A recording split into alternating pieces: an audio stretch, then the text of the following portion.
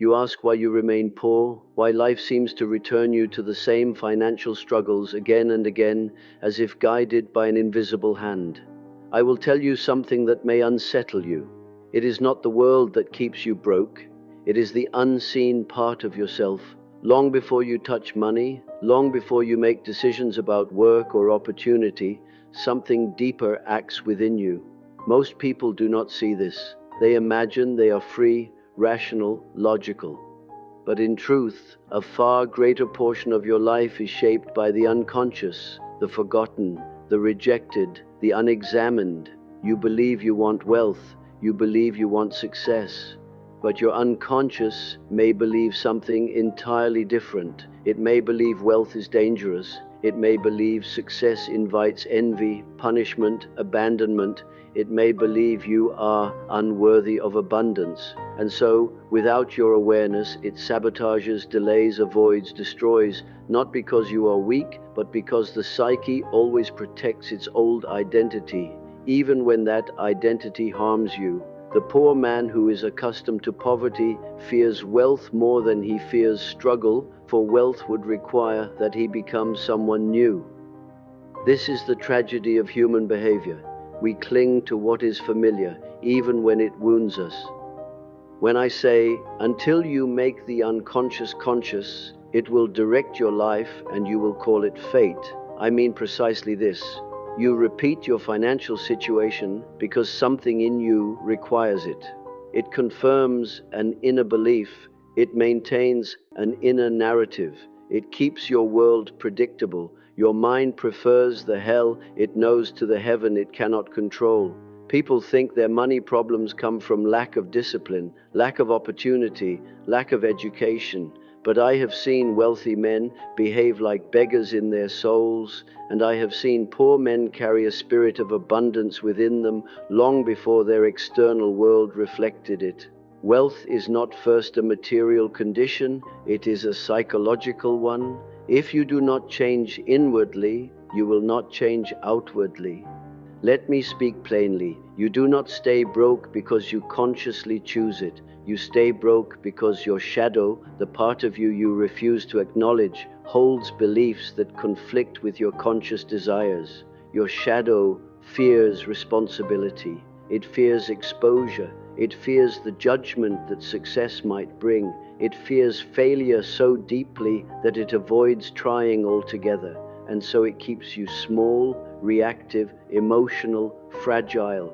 You think you are making financial decisions, but often you are simply obeying ancient emotional patterns. You invest from fear. You quit from fear. You chase impulsively from fear. You avoid opportunities from fear.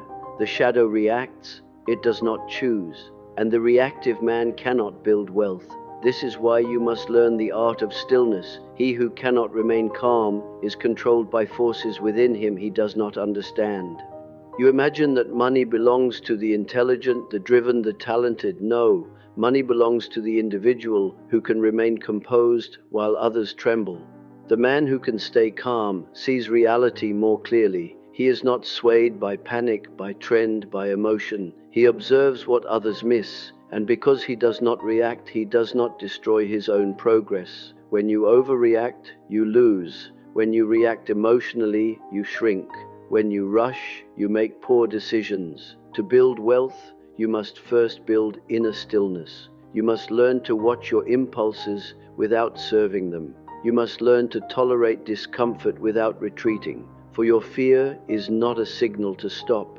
It is a signal that you are touching the very edge of your transformation. There comes a moment, if you are willing to see it, where your entire life can shift, but it will not happen through force. It will not happen through shallow motivation.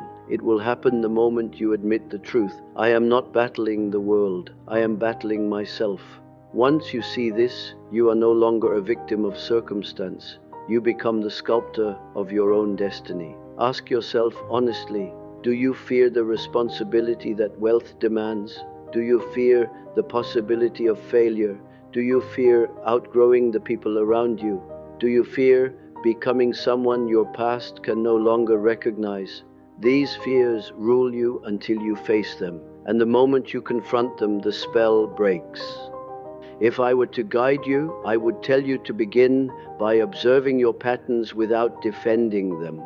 Notice every moment you avoid action, overreact, or choose comfort over discipline. Simply watch yourself, for awareness alone begins to dissolve the shadow. Then turn toward what you fear financially. Look directly at the task you always avoid, because the avoidance itself marks the place where your power has been waiting. From there, create a new identity. You cannot live abundantly while calling yourself small, so declare who you intend to become and repeat it until your psyche reshapes around it. Take one decisive action each day, nothing overwhelming, just consistent movement. For consistency is what transforms the unconscious. And finally, guard your inner world. Refuse to surround yourself with chaos, because your environment shapes your psyche far more than your intentions ever will. You are not destined to remain poor. You are not fated to stay small. But you will remain in this cycle as long as you refuse to examine the forces that move you from within. Remember this: the outer world changes only after the inner world is reordered. Your financial life is not a reflection of your potential, it is a reflection of your unconscious beliefs. Change those beliefs, and the entire structure of your reality will shift. Do not react, do not collapse, do not return to your old identity. Choose to become conscious, choose to become whole, choose, finally, to take the throne of your own mind.